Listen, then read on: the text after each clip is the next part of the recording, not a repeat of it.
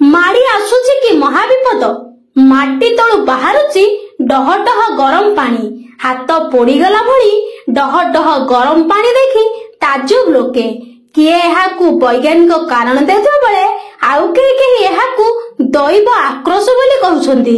तेबे घटना देखी भୟରେ अछंती स्थानीय लोक। कटक जिला नियाली ब्लॉक अंतर्गत जलापुर स्थित सारुहा साही गाँ रास्ता पार्श्वरे एपरी दृश्य देखिबाकू मिलिछि। एहाकू देखिबा पाई विभिन्न अंचलरू लोकंक सुଅ छुटुथिबा बेले अघटन आशंकारे भयभीत अछंती स्थानीय लोके।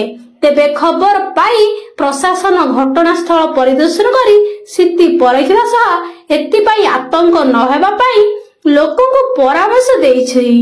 बुधवार अपराह्ने वर्षा हेउथिबा समय उक्त स्थान निकट रे गाँर जने व्यक्ति गोबर पकेइबाकू जाइथिबा बेले सेठारे थिबा एक विद्युत खुंट निकट रे माटीरू धुआं बाहरथिबा देखिबा पाइले।